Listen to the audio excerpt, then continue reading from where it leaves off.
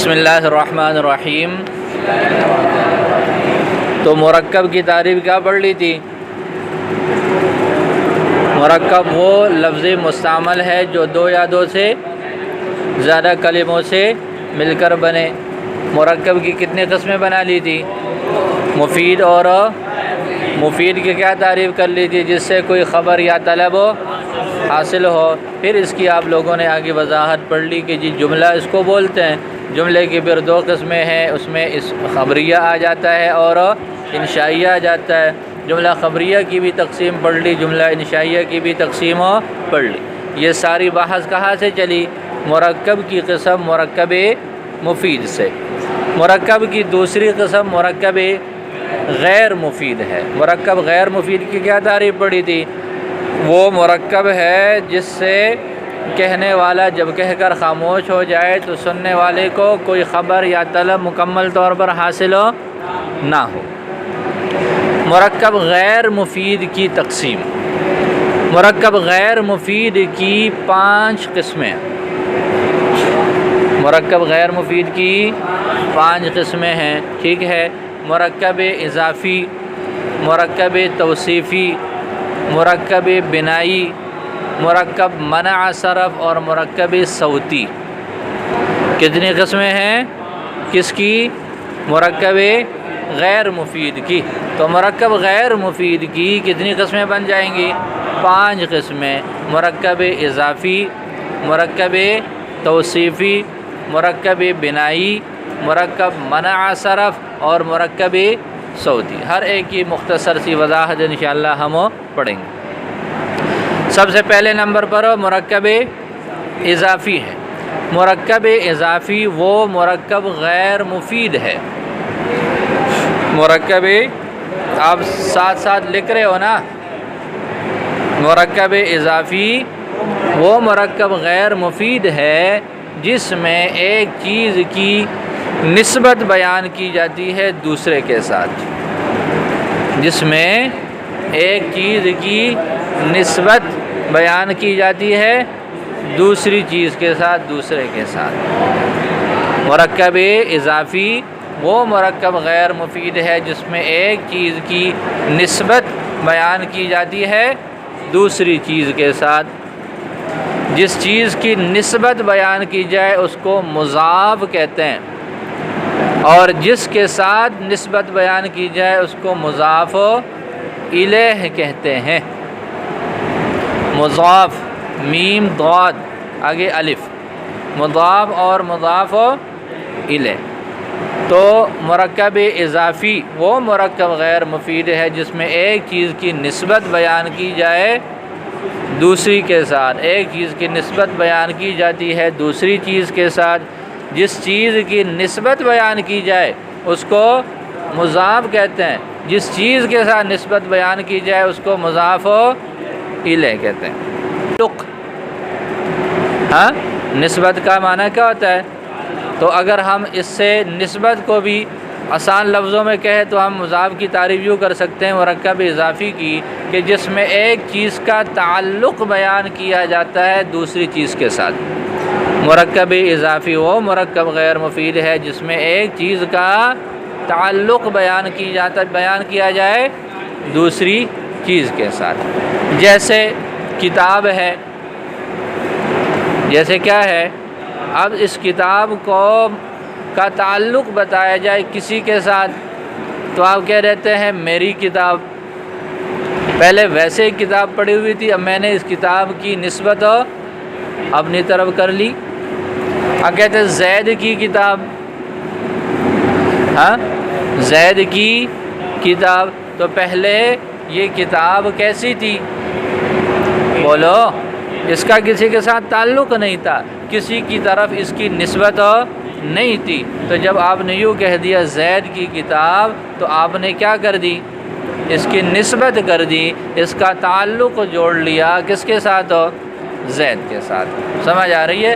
پہلے بھی آپ کو ایک مثال دی تھی کہ یہ نسبت طے کی جاتی ہے۔ کسی کی نسبت طے ہوئی ہے؟ بولو، ایسا خوش قسمت کوئی نہیں ہے۔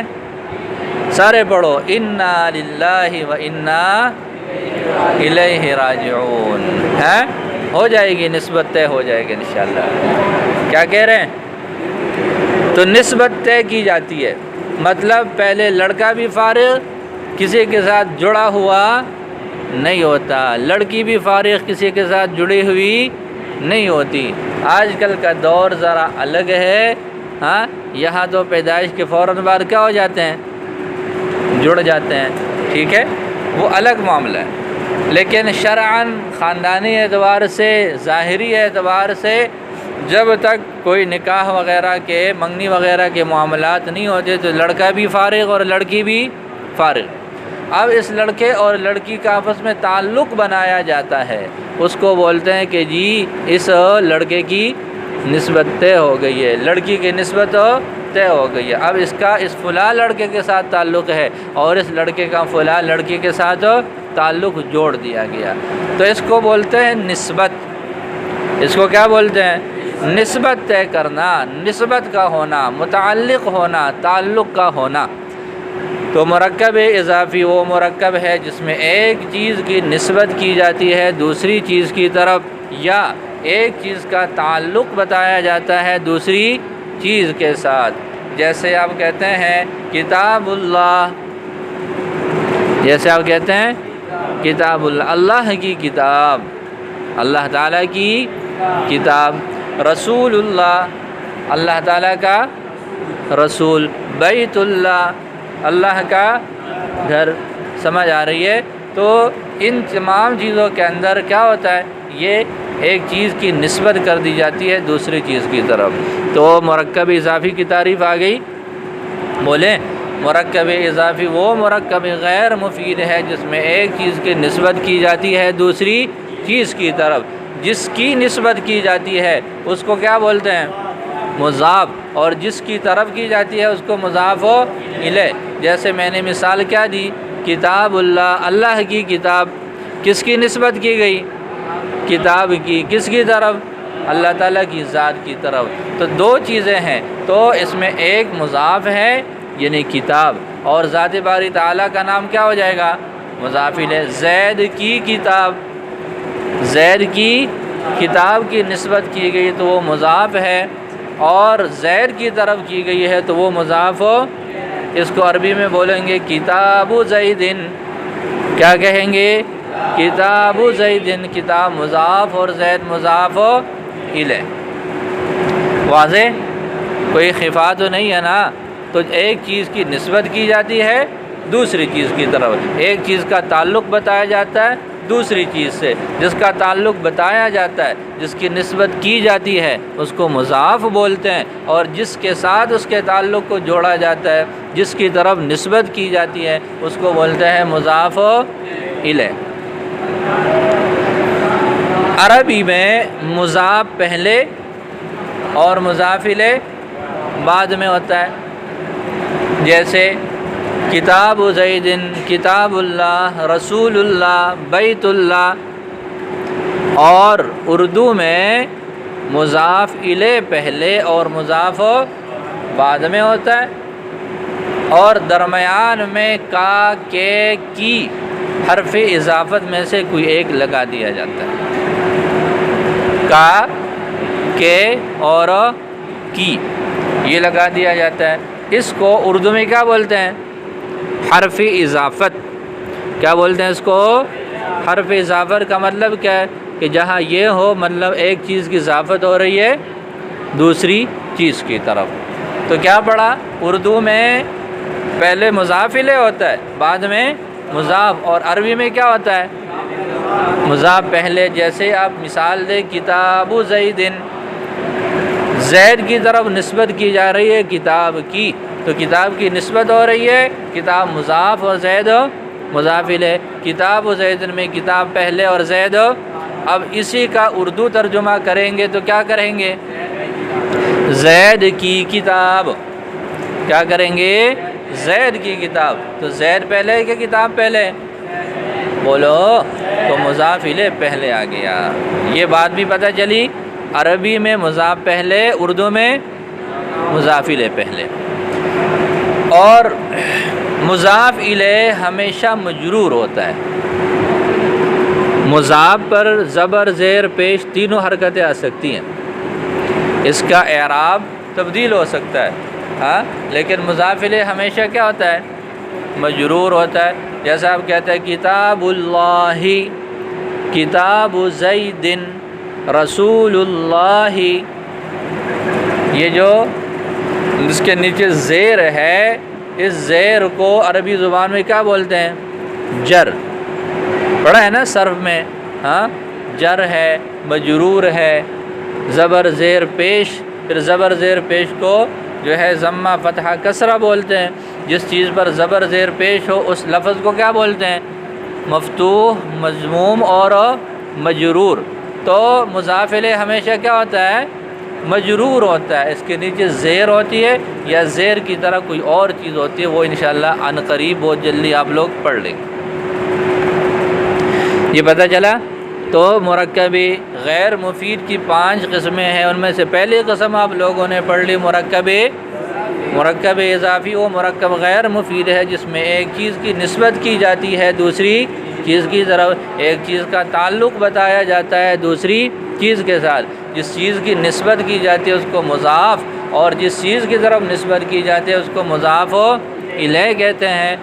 عربی میں مضاف پہلے اور مضاف الیہ بعد میں، جبکہ اردو میں مضاف الیہ پہلے اور مضاف بعد میں ہوتا ہے، اور مضاف الیہ ہمیشہ مجرور ہوتا ہے۔